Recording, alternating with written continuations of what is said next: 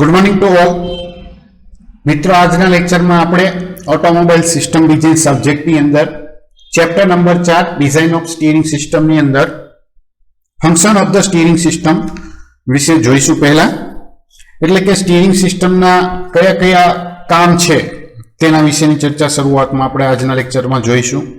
It help in swinging the vehicle to left or right, એટલે કે તેના દ્વારા વ્હીલને ડાબી કે જમણી બાજુ સ્વિંગિંગ કરવામાં મદદ મળે છે.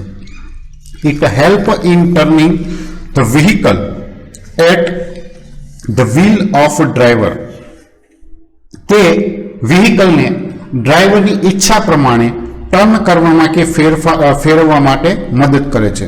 It provide directional stability, directional stability તેના દ્વારા પ્રોવાઈડ થતી હોય છે. It help in controlling wear and tear of the tyre, steering સિસ્ટમની મદદથી ટાયરનો વિયર એન્ડ ટીયર એટલે કે જે પણ ઘસારો થતો હોય છે તેને કંટ્રોલ કરવા માટે મદદ કરે છે. It help in achieving the self righting effect, તેના દ્વારા સેલ્ફ રાઇટનિંગ ઇફેક્ટ જે છે તે મેળવવા માટે મદદ કરે છે અથવા તો તેને એચીવ કરવા માટે મદદ કરે છે. It convert rotary movement of the steering wheel into an angular turn of front wheel, સ્ટીયરિંગ સિસ્ટમની મદદથી સ્ટીયરિંગ વ્હીલની જે રોટરી મૂવમેન્ટ છે તેને ફ્રન્ટ વ્હીલની એંગ્યુલર ટર્નિંગ માટે કન્વર્ટ કરવામાં મદદ કરે છે. It multiplied the effort of driver by leverage in order to make it fair, easy to turn the wheel. તેના દ્વારા ડ્રાઈવરનો જે એફર્ટ છે તેને મલ્ટીપ્લાય કરી અને વ્હીલને ટર્ન કરવાનું ઇઝી બનાવે છે. It absorbs a major part of road shock, thereby preventing them to get transmitted to the hand of driver. એટલે કે સ્ટીયરિંગ સિસ્ટમ જે છે તેની મદદથી વ્હીકલ ઉપર જે રોડ શોક લાગતા હોય છે તેનો અમુક હિસ્સો તે પોતે એબ્સોર્બ કરી લે છે કે જેથી આ રોડ શોક ડ્રાઈવરના હાથ સુધી ટ્રાન્સમિટ થતા અથવા તો ત્યાં સુધી પહોંચતા અટકાવી શકાય. The complete steering system which perform the above function can be divided into two portions, namely steering gear provided at the end of steering column and the linkage between the steering gear and wheel. એટલે કે steering system જે છે તે પોતાની સંપૂર્ણ કારીગરી માટે તેને બે ભાગની અંદર વહેંચવામાં આવે છે કે જેની અંદર પહેલા નંબર ઉપર જોવા જઈએ તો સ્ટીયરિંગ કોલમને છેડાના ભાગે જે સ્ટીયરિંગ ગિયર લગાડવામાં આવે છે તે, અને બીજો નંબર સ્ટીયરિંગ ગિયર થી વ્હીલ આ બંનેના કનેક્શન કરવા માટે સ્ટીયરિંગ લિંકેજ લગાડવામાં આવે છે. તો આમ સ્ટીયરિંગ સિસ્ટમ મુખ્યત્વે બે ભાગની અંદર વિભાજિત કરી શકાય છે. નેક્સ્ટ હવે આપણે આગળ જોઈશું સ્ટીયરિંગ ગિયર વિશે. તો સ્ટીયરિંગ ગિયર જે છે તેમાં આપણે અલગ અલગ પ્રકારના સ્ટીયરિંગ ગિયર બોક્સનો ઉપયોગ પણ થતો હતો, તો તેના વિશેની ચર્ચા પણ આપણે સાથોસાથ અહીં કરીશું. સ્ટીયરિંગ ગિયર શા માટે રાખવામાં આવે છે તે પણ સાથોસાથ અહીં જોઈશું. If the steering wheel is connect direct to the steering linkage, it would require the greater effort to move the front wheel, એટલે કે જો સ્ટીયરિંગ વ્હીલને સીધું જ સ્ટીયરિંગ લિંકેજ સાથે જોડવામાં આવે તો આવા કિસ્સામાં ફ્રન્ટ વ્હીલને આપણે ટર્ન કરવા માટે વધારે એફર્ટ અથવા તો પ્રયત્ન કરવાની જરૂર બનતી હોય છે.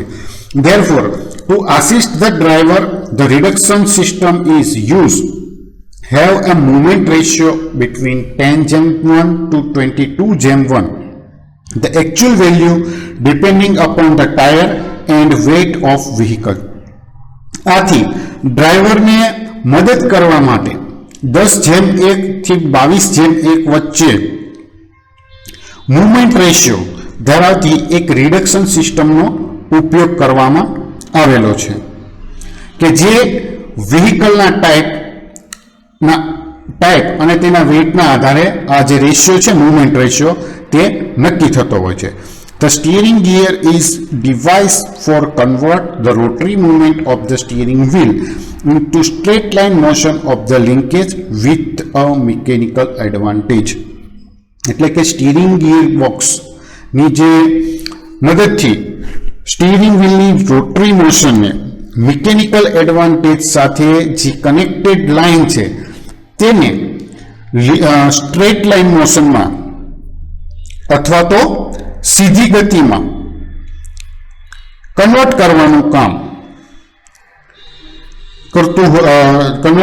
કામ સ્ટીરિંગ ગિયર બોક્સ દ્વારા થતું હોય છે, અથવા તો જે સ્ટીરિંગ વ્હીલની રોટરી મોશન છે તેને સ્ટ્રેટ લાઇન મોશનની અંદર કન્વર્ટ કરવા માટે મિકેનિકલ એડવાન્ટેજીસ સાથે સ્ટીરિંગ ગિયર બોક્સ છે તે ઉપયોગ થતો હોય છે.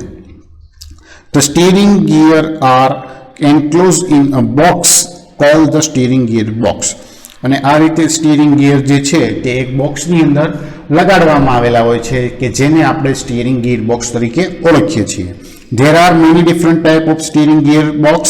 Some of them are as follow. આમાંના ઘણા પ્રકાર અલગ અલગ પ્રકારના ગિયર બોક્સને તેની રચના જે છે તેની જરૂરિયાત પ્રમાણે કરવામાં આવતી હોય છે. અલગ અલગ પ્રકાર પણ પડતા હોય છે અને તેમાંના ઘણા જે છે તે આપણે નીચે જે નેક્સ્ટ સ્લાઇડ છે તેની અંદર જોઈશું. Essential, the steering gear box make connection between the steering shaft and the steering linkage. એટલે કે સ્ટીરિંગ ગિયર બોક્સ જે છે તે મૂળભૂત રીતે સ્ટીરિંગ શાફ્ટ અને લિંકેજ વચ્ચે એક કનેક્શન બનાવતું હોય છે. In the worm and sector steering gear, the worm on the end of steering shaft meshes with the sector mounted on the sector shaft. એટલે કે એક વર્મ એન્ડ સેક્ટર ટાઈપના સ્ટીરિંગ ગિયર બોક્સની જો વાત કરવામાં આવે તો તેની અંદર વર્મ જે છે તે સ્ટીરિંગ ગિયરના શાફ્ટ સાથે જોડવામાં આવે છે, જ્યારે સેક્ટર તે સેક્ટર શાફ્ટના છેડા સાથે માઉન્ટ કરવામાં આવતું હોય છે. When the worm is rotated by rotation of the steering wheel, the sector also turn rotating the section shaft. એટલે કે જ્યારે વર્મને સ્ટીરિંગ વ્હીલ દ્વારા ફેરવવામાં આવતું હોય છે ત્યારે સેક્ટર જે છે તે સેક્ટર શાફ્ટને ટર્ન કરે છે અથવા તો ફેરવે છે. Its motion is transmit to the wheel through linkage. અને આ રીતે જે સ્ટીરિંગ વ્હીલની જે રોટરી મોશન છે તે વ્હીકલ સુધી સ્ટ્રેટ લાઇન મોશનની અંદર પોઝિશનમાં પહોંચે છે અને આ રીતે મોશન ટ્રાન્સમિટ થતી હોય છે. Note that the sector shaft is also known as pitman arm shaft, pitman shaft, roller shaft, steering arm shaft or cross shaft. અને આ રીતે સેક્ટર શાફ્ટ જે છે તેને અલગ અલગ નામ પ્રમાણે પણ ઓળખવામાં આવે છે કે જેની અંદર પિટમેન શાફ્ટ તરીકે ઓળખાય છે, પિટમેન શાફ્ટ તરીકે ઓળખાય છે, રોલર શાફ્ટ તરીકે પણ ઓળખાય છે, સ્ટીયરિંગ આર્મ શાફ્ટ તરીકે પણ ઓળખાય છે અને છેલ્લે જોઈએ તો ક્રોસ શાફ્ટ તરીકે પણ તેનો ઉલ્લેખ થતો હોય છે. હવે અલગ અલગ પ્રકારના સ્ટીયરિંગ ગિયર છે તો તેની અંદર હવે જોવા જાય તો પહેલા નંબર ઉપર આવે છે worm and sector steering gear, બીજા નંબર ઉપર આવે છે cam and double lever steering gear, third one is cam and roller steering gear, fourth one is recirculating ball type steering gear, fifth one is worm and roller steering gear, sixth one is worm and ball bearing nut steering gear, seventh one is cam and peg steering gear, eighth is rake and pinion steering gear. હવે અલગ અલગ પ્રકારના steering ગિયરની અંદર આપણે જે એની રચના તે કામ કઈ રીતે કરે છે અથવા તો તેની સાથે લિંકેજ અથવા કમ્પોનન્ટ કઈ રીતે જોડાયેલા હોય છે તો તેના વિશે બેઝિક જે માહિતી હતી તો તે તમે આગળના સેમિસ્ટરની અંદર ઓટોમોટિવ સિસ્ટમ અથવા તો ઓટોમોટિવ ટ્રાન્સમિશન જે સબ્જેક્ટ જે હતા તેની અંદર ભણી જ ગયા છો. હાલના તબક્કામાં જોવા જઈએ તો જે worm and sector, cam and double lever, cam and roller, recirculating ball, worm and roller, worm and ball bearing, nut steering, cam and peg steering, આ પ્રકારના જે સ્ટીયરિંગ સિસ્ટમ છે તે હાલના તબક્કે ઉપયોગ પ્રમાણમાં ઓછું થઈ ગયું છે. હાલના તબક્કે જો મેન્યુઅલ સ્ટીરિંગની અંદર આપણે જોવા જઈએ તો મોસ્ટ ઓફલી રેક એન્ડ પિનિયન ટાઈપના સ્ટીરિંગ ગિયરબોક્સ છે તે જનરલી ઉપયોગ થતા હોય છે. જ્યારે હેવી ડ્યુટી વ્હીકલના કિસ્સામાં જોવા જઈએ તો વર્મ એન્ડ સેક્ટર ટાઈપનો ગિયરબોક્સ અમુક કિસ્સામાં આપણે જોઈ શકીએ છીએ. જ્યારે મોડર્ન વ્હીકલની અંદર પાવર સ્ટીરિંગ સિસ્ટમનો ઉપયોગ પ્રમાણમાં વધતો ગયો છે. નેક્સ્ટ આગળ વધીશું અને જોઈશું સ્ટીરિંગ ગિયર રેશિયો વિશે.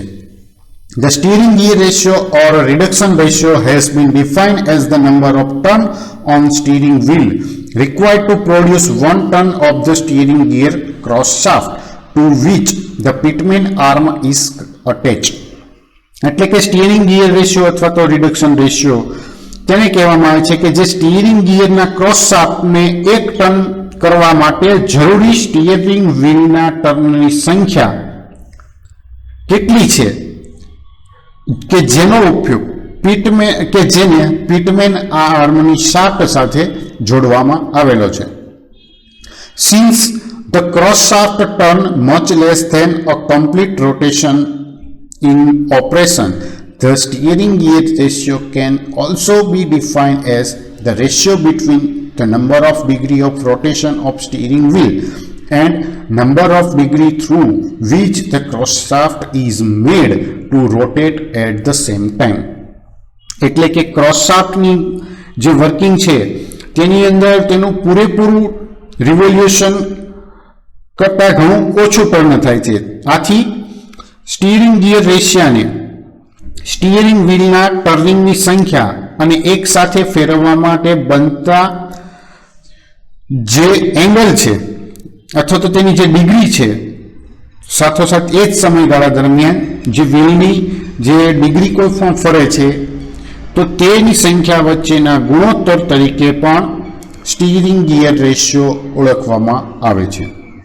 The ratio vary between 14:1 to and 24:1 in passenger car without power steering. એટલે કે આ રેશિયો જે છે તે પેસેન્જર કારમાં કે જેની અંદર પાવર સ્ટીરિંગ ઉપયોગ કરવામાં ના આવી હોય તો તેમાં 14:1 અને 24:1 મળે છે, આની વચ્ચે મળે છે. The vehicle equipped with power steering have this ratio about 20% less than vehicle with the manual steering. અને જો વ્હીકલ પાવર સ્ટીરિંગથી કે વ્હીકલની અંદર જો પાવર સ્ટીરિંગ લગાડવામાં આવેલું હોય તો આવા કિસ્સામાં આ જે રેશિયો છે તે મેન્યુઅલ સ્ટીરિંગ ધરાવતા વ્હીકલની કમ્પેરિઝનમાં 20% જેટલો ઓછો ધરાવતો હોય. The steering gear ratio is generally low for small light car and high for large car. Steering gear ratio જે છે તે લાઇટ કાર માટે અને સ્મોલ કાર માટે ઓછો રાખવામાં આવે છે, જ્યારે મોટી કાર હોય તો એવા કિસ્સામાં તેને વધારે રાખવામાં આવતો હોય છે. The low steering gear ratio produce fast steering while high ratio produce slow steering. એટલે કે જેમ સ્ટીયરિંગ ગિયરનો રેશિયો ઓછો હોય તેમ આપણે સ્ટીયરિંગ જે છે તે ફાસ્ટ કરી શકીએ છીએ અને જેમ સ્ટીયરિંગ ગિયર રેશિયો જે છે તે વધારે હોય તો આવા કિસ્સામાં સ્ટીયરિંગ ઇફેક્ટ જે છે તે સ્લો થતી હોય છે. Many steering gear have a variable gear ratio which is higher for the straight ahead range and lower for the outer range. It is obtained by varying the pitch of worm or cam so that it is flatter at the center. એટલે કે steering gear ratio જે છે તે ઘણા અલગ અલગ ગિયરની અંદર variable ટાઈપનો પણ હોય છે કે જે તેની સ્ટ્રેટ અહેડ પોઝિશન માટે તેની આઉટર રેન્જ કરતાં પણ ઓછો હોય. એટલે કે તે વર્મ કે કેમની પીચને અલગ રાખીને મેળવવામાં આવતો હોય છે અને તે તેના સેન્ટરની અંદર ફ્લેટ કરવામાં આવેલો હોય. નેક્સ્ટ હવે જોઈએ turning radius. turning radius is the radius of circle on which the outside front wheel move when the front wheel are turned to their extreme outer position. This radius is 5 to 7.5 meter for the bus and truck. એટલે કે turning radius એ એક radius સર્કલની એક radius છે કે જેના ઉપર front વ્હીલને તેની extreme position ઉપર આઉટર સ્થિતિમાં ફેરવવામાં આવે ત્યારે જે વ્હીલ અંદરની તરફ છે તેના કરતા બહારની તરફનું વ્હીલ જે છે તે વધારે ટર્ન કરતું હોય છે અથવા તો વધારે ત્યાં મોશન કરતું હોય છે અને આ રેડિયસ છે તે બસ અને ટ્રકની અંદર 5 થી 7.5 મીટર જેટલી હોય છે. The turning radius is usually proportional to the wheelbase of the car because the maximum rotation of the steering knuckle is seldom more than 35 degree. એટલે કે ટર્નિંગ રેડિયસ છે તે સામાન્ય રીતે કારના વ્હીલ બેઝને જેટલું જ હોય છે કારણ કે સ્ટીયરિંગ નકલ નું મેક્સિમમ રોટેશન 35 ડિગ્રી જેટલું કે તેનાથી વધારે હોય છે. એટલે કે વ્હીકલની અંદર જે આપણે ટર્નિંગ કરીએ છીએ તો તેની અંદર આપણે જોઈએ કે અંદરનું વ્હીલ અને બહારનું વ્હીલ એમ બે પ્રકારે વ્હીલ આપણે ફ્રન્ટ વ્હીલ અને રિયર વ્હીલ જે છે તે ટર્ન થતા હોય છે. તો જ્યારે આપણે લેફ્ટ સાઈડ ટર્ન લેશું તો આવા કિસ્સામાં જે ડ્રાઈવર વાળી સાઈડનું વ્હીલ હશે તેને લેફ્ટ સાઈડની જે ઇનર વ્હીલ થતું હોય તેના કરતા પ્રમાણમાં વધારે અંતર જે છે તે ટર્નિંગ દરમિયાન કાપવું પડતું હોય છે. અને જો આપણે ડ્રાઈવર તરફ ટર્ન લેતા હોઈએ ડ્રાઈવર તરફથી ટર્ન લેતા હોઈએ તો આવા કિસ્સામાં ડ્રાઈવરના વ્હીલ જે છે તે જેટલું અંતર કાપે છે તેના કરતા ડ્રાઈવરની પેલી બાજુ એટલે કે લેફ્ટ સાઈડનું જે વ્હીલ હશે તેને ડ્રાઈવરની સાઈડનું જે વ્હીલ છે તેના કરતા પ્રમાણમાં વધારે અંતર કાપવું પડતું હોય છે. તો આ જે એંગ્યુલર પોઝિશન બનતી હોય છે તેના ઉપરથી ટર્નિંગ સર્કલ રેડિયસ વ્હીકલની જે છે તે મેઝર કરવામાં આવતી હોય છે. અને ચારેય વ્હીલ વ્હીકલની અંદર જે છે તો તેના માટે ટર્નિંગ સર્કલ રેડિયસ કઈ રીતે ફાઇન્ડ આઉટ કરવામાં આવતી હોય તો તેના માટેના સૂત્ર જે છે તે નીચે દર્શાવેલા છે, જેની અંદર સૌથી પહેલું છે turning circle radius of the outer front wheel. એટલે કે જે વ્હીલ બહારની અંદર ઇનર વ્હીલ એટલે કે જેથી ટર્નિંગ લઈએ છીએ, ધારો કે ડાબી તરફ ટર્ન લેતા હોઈએ તો ડાબો વ્હીલ જે છે તે ઇનર થશે અને ડ્રાઈવર સાઈડનું વ્હીલ જે છે તે આઉટર થશે. અને જો ડ્રાઈવર વાળી સાઈડ એટલે કે રાઈટ હેન્ડ સાઈડ આપણે ટર્ન લેતા હોઈએ તો લેફ્ટ સાઈડનું વ્હીલ જે છે તે આઉટર વ્હીલ થશે અને ડ્રાઈવર વાળું જે છે તે ઇનર સાઈડ થશે. તો આવા કિસ્સામાં ફ્રન્ટ વ્હીલ જ્યારે આઉટર ફ્રન્ટ હોય તો તેવા કિસ્સામાં ટર્નિંગ સર્કલ રેડિયસ જે છે તેના માટેનું સૂત્ર છે TOF is equal to B upon sin phi, B divided by sin phi plus A minus C divided by 2. હવે B, A અને C શું છે અથવા તો કોને ઓળખવામાં આવે છે તો તેની અંદર જોયા જાય તો એક વ્હીલ બેઝ છે, એક વ્હીલ ટ્રેક છે અને એક જે છે તે બે પીવોટ પિન વચ્ચેનું અંતર એટલે કે સ્ટીયરિંગ રેક અથવા તો ટાઈ રોડ નું જે ડિસ્ટન્સ છે તેની મદદથી ઓળખવામાં આવે છે. અને તેને અંગેની વિગતવાર ચર્ચા જે છે તે આપણે એકરમેન સ્ટીયરિંગ ગિયર મિકેનિઝમ અને ટ્રુ રોલિંગ કન્ડિશનની અંદર જોઈશું અને તેમાં ફિગર પણ આપણે જોઈશું. The turning circle radius of the inner front wheel માટે ટર્નિંગ સર્કલ રેડિયસનું સૂત્ર છે TIF is equal to B sin theta minus A minus C divided by 2. Next છે turning circle radius of the outer rear wheel, પાછળનું rear વ્હીલમાં outer માટે તો TOR is equal to B ના છેદમાં cot phi plus A minus C divided by 2. and turning circle radius of inner rear wheel, મેં front લખ્યું છે ત્યાં rear જોજો, inner rear wheel TIR is equal to B upon cot theta minus A minus C divided by 2. એટલે કે જો outer હોય તો એવા કિસ્સામાં એંગલ જે છે તે ફાઈ લેવાનો થતો હોય છે અને ઇનર વ્હીલ હોય તો આવા કિસ્સામાં થીટા લેવાની હોય છે. બીજી વસ્તુ, જ્યારે આપણે ફ્રન્ટ વ્હીલની વાત કરતા હોઈએ તો આવા કિસ્સામાં આપણે એંગલ જે છે તેમાં સાઇન ફંક્શનનો ઉપયોગ કરવામાં આવે છે, અને જ્યારે આપણે રિયર વ્હીલની વિશે વાત કરતા હોઈએ તો આવા કિસ્સામાં થીટા એંગલની અંદર કોટ ફંક્શનનો ઉપયોગ કરવાનો થાય છે. તો મિત્રો, આજનો લેક્ચર અહીં સુધી રાખીશું. નેક્સ્ટ લેક્ચરની અંદર આપણે જોઈશું વ્હીલ અલાઇનમેન્ટ સિસ્ટમ વિશે.